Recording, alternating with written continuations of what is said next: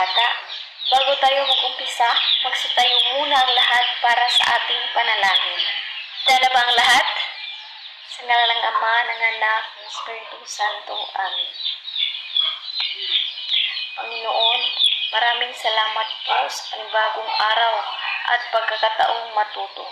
Bigyan niyo po kami ng talas ng isipan, mabuting asal, at masayang pakikitungo sa aming guro at sa mga kaklase. Gabayan niyo po kami sa bawat aralin at gawain ngayong araw. Amen. Sa ngalan ng Ama, ng Anak, ng Espiritu Santo. Amen. Bago umupo ang lahat, pakiayos ang iyong upuan at pakipulot ang iyong mga basura. Tapos na ba? Magsiupo ang lahat. Once again, magandang umaga ulit sa iyo mga bata.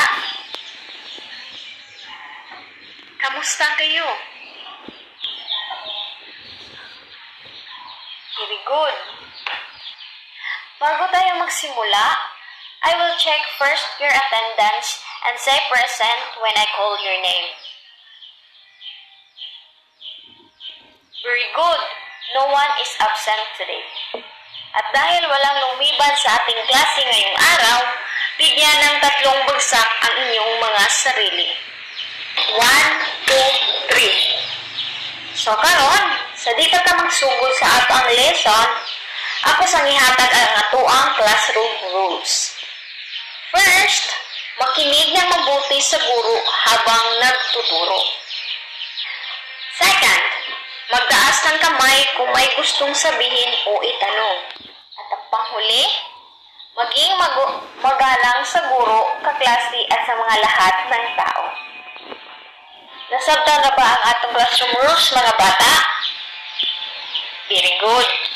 Pero, hindi pa ta magsugod sa itong leksyon o bago na itong topic na ako'y ipakita nga picture. Ano ang makikita natin sa larawan? Tama! Mga hayop. Ang hayop ang nasa larawan. Tama! Si langgam at si tipaklong. So ngayon, ang ating paksa ay tungkol sa pabula na si langgam at si tipaklong. Ano nga ba ang pabula? Ang pabula ay isang kwentong kathang-isip kung saan ang mga hayop ay may kakayahang magsalita at kumilos na parang tao. Para mas maunawaan ng mabuti ang ating paksa, may ipapakita akong video. Ang lahat, makinig na mabuti kasi pagkatapos may itatanong ako sa inyo. Naintindihan ba? Very good. So, panoorin natin na sabay-sabay ang video.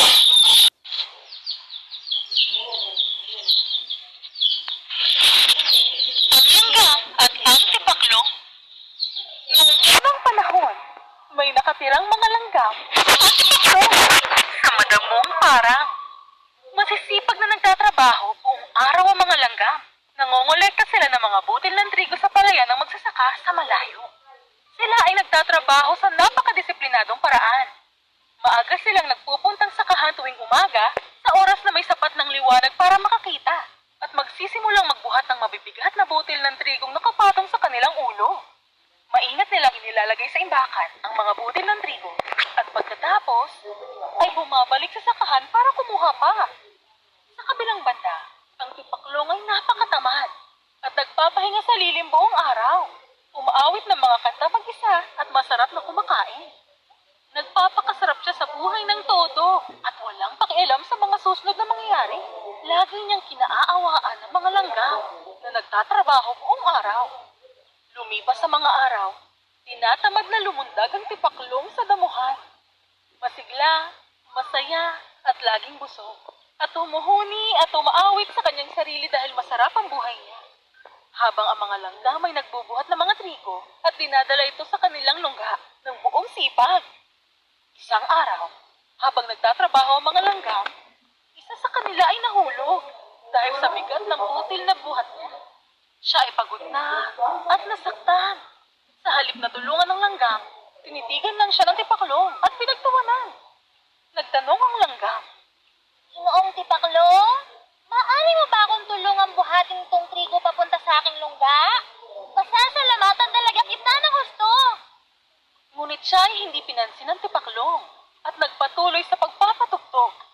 Kaya buong lakas na binuhat ng langgam mag-isa ang trigo. Bakit ako magpapakahirap, langga?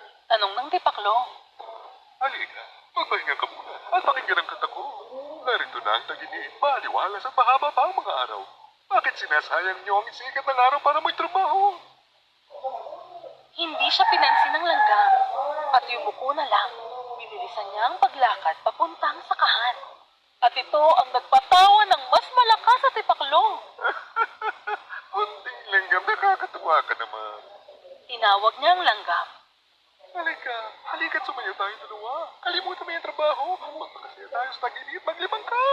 Tumutulong ako mag-ipon ng pagkain para sa taglamig. Sabi ng langgam. At mapapayo kung gawin mo rin ito.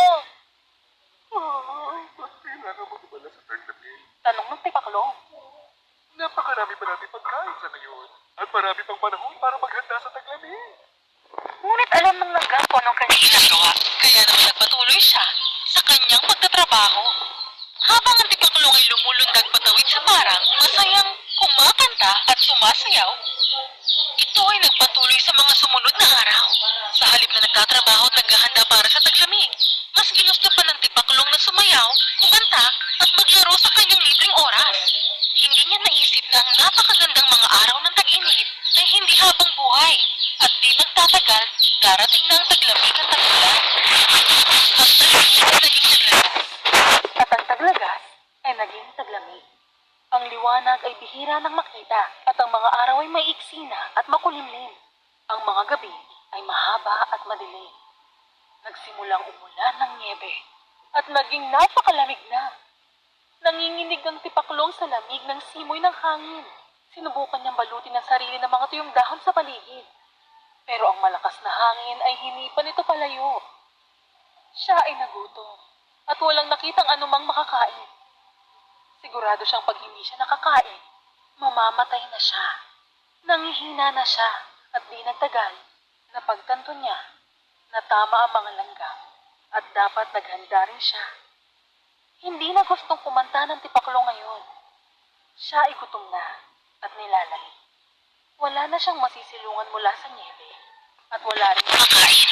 Ang parang, pati na rin ang sakahan, ay nababalutan ng niebe. Walang mapagkukunan sa pagkain. Anong gagawin ko? Palagoy ng tipaklong. Hindi niya inaakalang magiging matindi ang taglamig, di gaya ng dati. At dahil hindi siya nag-imbak ng sarili niyang pagkain o tumulong sa iba na mag-imbak, hindi niya na masisilayan pa ang susunod na tag-araw. Wala na siyang matutuluyan mula sa niebe at siya ay mamamatay na sa sobrang gutom. Nakita niya ang mga langgam na nagpapakasarap sa pagkain na inimbak nila noong tag-araw. Pupuntahan ko si langgam at manghihingi ako ng pagkain at makikisilong. Sinabi ng tipaklong na may pag-asa. Pasuray-suray siyang nagtungo sa mga langgam at kumatok sa kanilang pinto. Kumusta, mga langgam? Paiyak siyang bumati. Narito ako para kantahan kayo habang nagpapainit sa inyong apoy. Habang kinukuha niyo ako ng pagkain sa inyong imbakan. Hindi, di bali na, Ginoong Tipaklong. Hindi namin gusto makinig sa'yo sa kahit anong pagkanta mo. Nagmakaawa siya sa kanila ng gusto ng pagkain at napapasutin siya kundi mamamatay siya. Ano? Napasigaw ang mga langgam sa gulat. Wala ka bang naitabing kahit ano para sa taglamig? Ano naman ang pinagkaabalahan mo buong tag-araw? Wala akong oras na mag-imbak ng pagkain. Reklamo ng tipaklong. Masyado akong abalang magpatugtog. Bago ko pa malaman, tapos na pala ang tagin ang mga langgam sa pagkainis. Tinalikuran nila ang tipaklong at bumalik sa pagtatrabaho. Ang langgam na minsan humingi ng tulong sa tipaklong ay tumingin sa kanya at sinabi, Sa buong tag-init, nagpakahirap ako habang tinatawanan mo ako. Kumakanta ka pa at sumasayaw. Dapat inisip ko rin ang tungkol sa taglamig. Maghanap ka na lang ng makakantahan, Tipaklong. Wala kang makakain ng masisilungan dito. at pinagsarahan ng langgam ang tipaklong ng pinto. Ang tipaklong ay walang nagawa kundi umiyak.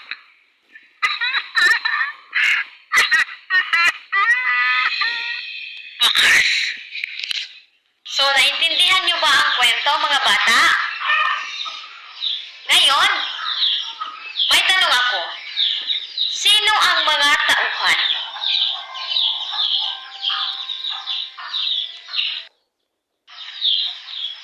Tama, si Langgam at si Tipaklong. Ano ang ginawa ni Langgam? Tama. Ano ang ginagawa ni Tipaklong? Tama. Ano ang nangyari sa kanila pagdating ng tag-ulan? Anyone?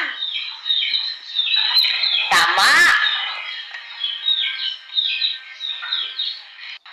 Anong aral ang makukuha natin sa kwento? Tama, maging masipag at maghanda para sa hinaharap. O ngayon, naranasan niyo bang magsipag sa bahay o sa paaralan? Kung ganon, ano ang pakiramdam mo pagkatapos mong tumulong? Tama. So, bakit mahalagang maging masipag tulad ni Langgam? Tama. So, anong mangyari kung hindi tayo maghahanda sa hinaharap? Tama, maghihirap. So, ngayon, para sa inyong mga gawain, bakit ninyo ang paborito nyong bahagi sa kwento? Pagkatapos, sa ilalim nito, isulat ang aral na napupulot nyo sa kwento. At ibabahagi ito sa klase. Bigyan ko kayo ng 10 minuto para sagutan ang aralin. Tapos na ba ang lahat? Pakipasa ito sa harapan.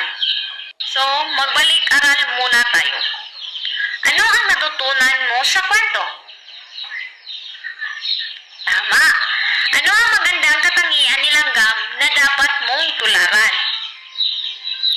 Tama, maging masipag. So ngayon, isulat sa kwaderno ang isang gawain sa bahay kung saan ka naging masipag ngayong linggo. Gamitin ang mga sariling wika. Naintindihan ba, mga bata? Tama. Ngayon, magsitayo ang lahat para sa panalangin. Sa ngalan ng Ama, ng Anak, ng Espiritu Santo. Amen.